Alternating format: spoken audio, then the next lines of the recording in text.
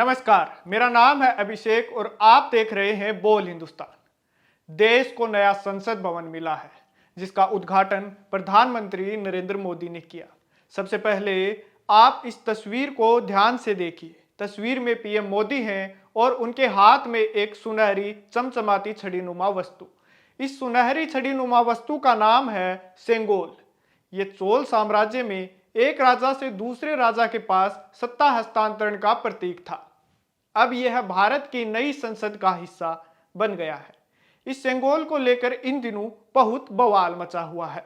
तो इस वीडियो में हम इस सेंगोल पर मच रहे बवाल और इसके इतिहास पर चर्चा करेंगे। सबसे पहले आप अमित शाह के इस बयान को सुनिए। लॉर्ड माउंटबेटन क्योंकि इंग्लैंड से आते थे, इनको हमारी सांस्कृतिक और पारंपरिक व्यवस्थाओं की जानकारी नहीं थी। उन्होंने पंडित जवाहरलाल नेहरू जी को ये प्रश्न किया कि ब्रिटिश से भारतीयों के हाथ में सत्ता का हस्तांतरण के प्रतीक के रूप में कौन सा विशिष्ट परंपरागत समारोह का आयोजन किया जाना चाहिए। पंडित जी भी कंफ्यूज थे। उन्होंने थोड़ा समय मांगा और कहा कि मैं साथियों से चर्चा कर आपको इसके बारे में जानकारी दूंगा। पंडित जवाहरलाल नेहरू जी ने चर्चा करने के लिए अपनी पसंदगी बहुत अनुभवी स्वतंत्रता सेनानी, दार्शनिक, भारतीय परंपराओं के जानकार, इतिहास के मर्मज्ञ ऐसे विद्वान सी राजगोपालाचारी पर नियुक्त की, जिनको हम राजा जी के नाम से जानते हैं। उन्होंने ये बात को राजा जी के सामने रखा। राजा जी ने अनेक पुराने ग्रंथों का अभ्यास कर, अनेक प्रक्रियाओं को स्टडी कर साम्राज्यों के समय में सत्ता के हस्तांतरण की प्रक्रिया का एक सटीक इतिहास रेखांकित कर इस सेंगोल की प्रक्रिया को चिन्हित किया और पंडित नेहरू को बताया कि हमारे यहाँ हमारी परंपरा में इस सेंगोल के माध्यम से सत्ता के हस्तांतरण की प्रक्रिया को अधिकृत किया गया है। और इस प्रकार ये प्रक्रिया तय हुई और पंडित नेहरू ने पवित्र सेंगोल को तमिलनाडु के अधिनियम से स्वीकार कर अंग्रेजों से भारतीयों के हाथ में सत्ता के हस्तांतरण को आकार दिया। गृह मंत्री अमित शाह कह रहे हैं कि जो सेंगोल नए संसद भवन में स्थापित किया गया है वह अंग्रेजों से सत्ता हस्तांतरण का पवित्र प्रतीक है। अमित शाह के इस बयान के बाद कांग्रेस नेता जयराम रमेश ने एक ट्वीट किया।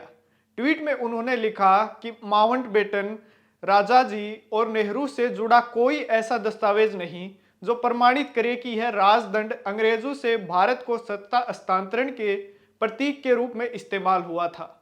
दोनों नेताओं की बातें सुनकर आपके मन में भी यह सवाल जरूर उठा होगा कि यह सेंगोल का किस्सा आखिर है क्या और तमिलनाडु से इसका संबंध क्या है। हमने इसके बारे में खंगाला, अनेक आर्टिकल पढ़े, कई संदर्भ देखे। दैनिक भास्कर के एक आर्टिकल में 25 अगस्त 1974 के टाइम मैगजीन के एक पन्ने का संदर्भ दिया गया, जिसमें लिखा गया है कि जवाहरलाल नेहरू जैसे तर्कवादी भी भारत के पहले प्रधानमंत्री बनने की पूर्व संध्या पर धार्मिक भावना से भर गए। दक्षिण भारत के तंजौर से एक हिंदू मठ के प्रमुख श्री अबलावना देसीगर के 2 दूत आए। श्री अबलावना ने सोचा कि नेहरू वास्तव में भारतीय सरकार के पहले भारतीय प्रमुख के रूप में सत्ता संभाल रहे हैं। उन्हें प्राचीन हिंदू राजाओं की तरह हिंदू संतों से शक्ति और अधिकार का प्रतीक प्राप्त करना चाहिए।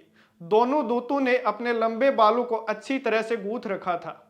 उनकी छाती पर कोई कपड़ा नहीं था और माथे पर श्री अबलावना के आशीर्वाद वाली पवित्र भस्म लगी हुई थी। वे नेहरू के घर पूरी गरिमा से दाखिल हुए। 2 लड़के हिरण के बाल से बने पंखों से हवा दे रहे थे। एक सन्यासी के हाथ में 5 फुट लंबा और 2 इंच मोटा सोने का राजदंड था। उन्होंने तंजौर से लाया पवित्र जल नेहरू पर छिड़का और माथे पर पवित्र राख की लकीर खींच दी।